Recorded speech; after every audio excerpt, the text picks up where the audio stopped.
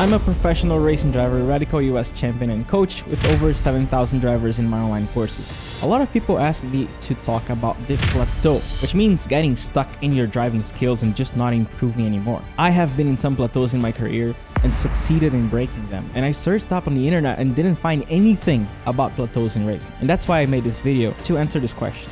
Are you actually destined to be a certain skill level and never improve anymore after that? I'll show you what plateau is, why we stop improving our driving, and the secret to prevent this from happening. As beginners, we normally improve quite quickly, and the closer we get to the perfect lap times, the slower we progress. At first, we're many seconds off, so we're looking for seconds. Then we get better and better, so we start looking for tenths. And finally, at the top level, we're talking about hundreds of a second per corner. To reach a plateau, or to hit a plateau, means to stop improving your driving skills. This is probably the most frustrating thing that can happen to any racing driver. It can happen in any stage. You can plateau very early in your driving technique if you don't create the right foundations in your skills. But mostly plateaus are very common when you're around 2 seconds off the fastest possible lap times. I have to talk about this. There's this culture among racing drivers that everyone is pretty much born with a talent or a gift, and that although they can polish and improve their driving, they cannot change their driving skills much more than their baseline innate skills. Many students tell me that they believe they reached their skill ceiling, meaning they thought they could not ever get any better than their current level, and that's why their last resort was coaching. This makes me think about all the drivers out there who simply accept their skill ceiling, fate, and give up improving. As a coach, I've seen everything. Competitors and drivers who were very fast early on but never improved, and I eventually beat them. And also students who were absolutely terrible on track but over the months were disciplined and ended up becoming amazing drivers. Now I know the amount of change from that baseline is actually dramatically big. Now, what determines your destined skill level? Well, there are hidden factors behind your driving technique development that almost no one talks about. Your background. What did you do during your childhood? What skills have you developed? Anything you do in your life affects your overall skills. If you were a kid who just watched TV all day for years,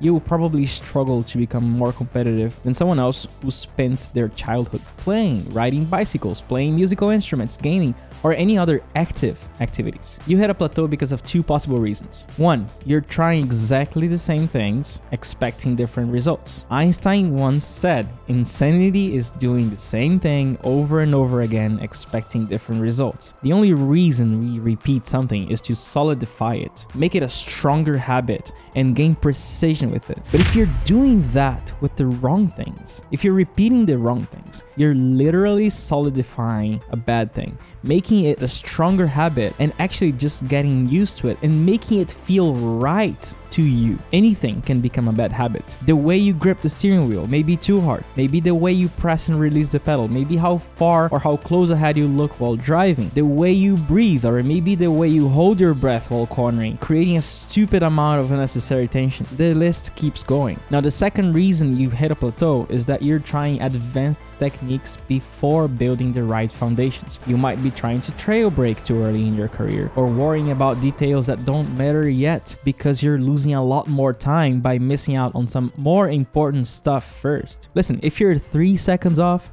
trail braking is not going to fix it. If you're 4 seconds off, the timing of your downshifts are not going to fix it. There are important things and techniques that will give you more time improvement than anything else. If you want to have a better idea of the right order of skills you want to develop to avoid these plateaus, I've created a PDF guide called the Racing Technique Driver Development Guide, and the link is in the description. Now, how do we break a plateau? How do we fix it? The answer is pretty simple, and sometimes it can even fix your plateau from one day to the other. One of the most satisfying things when we're practicing is to get those aha moments where we finally understand something that we never understood before, and suddenly we have a lot more control of the car. We can predict what's going to happen with more precision. We can just become faster and with a lot more confidence immediately. Those aha moments are pretty much the opposite of a plateau. They happen after we spend some time trying to understand and put to practice any new concept or technique. We reach these aha moments when we start thinking outside the box just a little bit during practice. Sometimes we just start pounding lap after lap without trying anything new, and this can be useful if you're just looking for precision and consistency. But if you're stuck to the same lap times, you will need one of these aha moments by researching, by trying to look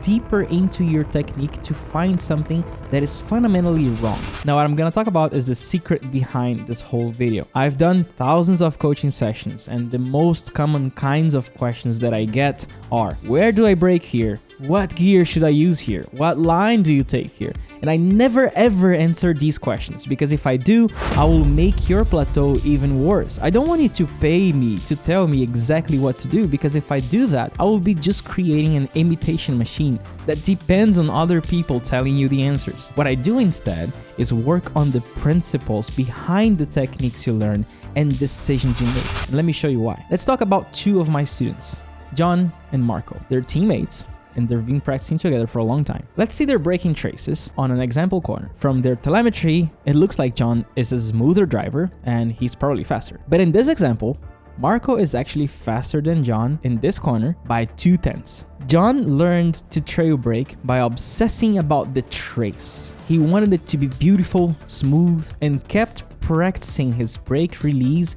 even when he was not driving, just so it looked good in telemetry. Now, when he's on track, his brain is already wired to do that slow and smooth release everywhere, and everyone is impressed with his brake trace. But he's still frustrated that he plateaued and he can't improve anymore. He's still stuck being 0.2 slower than Marco on that corner every lap. Now, Marco has a different approach to racing technique. He just wants to go fast. And he asks the same question every time he tries something new. Is this gonna make me faster? Did I gain time doing that? Did I get more forces out of the tires? He even overdrives the car a little bit, but it's mostly because he's consistently testing the grip of the car and actively feeling what's going on at the very contact patch of the tires. He never cared too much about how his telemetry braking trace looked, but over the months, his trace is actually slowly becoming closer and closer to John's trace. Actually, Marco's trace was even more chaotic than that a few months ago. He was slower than John when they started driving together, but now he's consistently faster, no matter what car or track they're driving. So what's the difference? John is technique imitation driven. He spends hours watching fast drivers, studying where they brake, how they turn, and how they shift gears, and that's good, but his approach is to only mimic those actions without really asking why. At first, he improved very quickly because he was copying effective techniques, but eventually he hit a plateau because every technique has a reason to exist, a principle, and a fast driver follows that principle religiously. Every new technique, every new input, every car setup change has to achieve a specific principle or goal, extracting more forces from the tires and save time. John learned to copy, but he hasn't learned how to think critically about why those techniques worked in the first place. Marco is principle driven, and his principle is pretty simple. He wants to get as much lateral and longitudinal force from the car as possible and carry as much speed as possible. He obsesses about rotation, and more than that, about controlling it. He wants to know how anything new he learns is going to contribute with these principles. He wants to learn how to induce any behavior he wants in the car, and only after that, he will slowly build precision on top of those correct principles. And here's the cool part. Eventually, his brake trace is going to look just like John's, but they will be much more effective in achieving his objectives of going faster around that corner. Marco keeps improving steadily even after many years of driving. Racing is so subtle, so precise, that it's impossible to spot right away when a driver is not following the right principles in their driving, especially when they succeed in hiding it behind beautiful telemetry traces like John does. John is frustrated because he can't improve any more than that, and he literally can't see exactly what he needs to change to find that time. It feels like the other drivers are cheating. Now, John is stuck in a cycle of trying the same things over and over again, hoping for better results.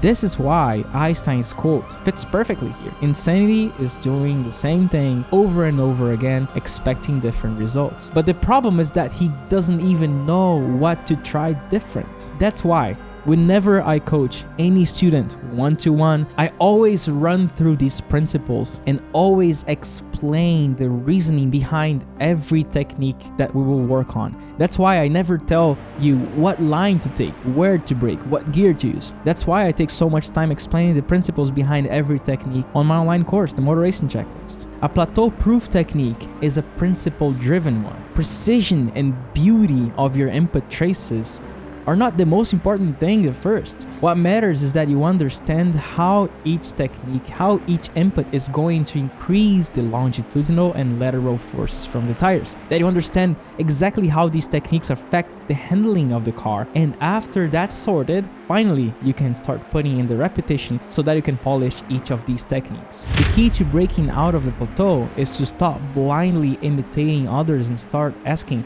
why. Why does this technique work for them, and how can I apply the same principle in my situation? This is why exaggerating techniques in the simulator with my students, like inducing understeer or inducing excessive amount of oversteer, even spinning the car on purpose, just so you can really feel what's behind each technique and how you will eventually apply them precisely in your driving skills, is so effective. There's a very good example of a high-level, top 1% student going through a breakthrough by simply trying to spin the car on purpose. Just watch it here. But wait, don't forget to grab your free racing technique driver development guide. It's in the description. If you're a racing driver and you want to reach an advanced level, there's a faster and easier way to become competitive. I've gone from this to this in 5 years. Now, we've created the perfect free driver development guide to help you understand the right order of racing skills to develop if you want to become a competitive driver as quickly as possible. This guide was made after 3,000 hours of combined high-level coaching.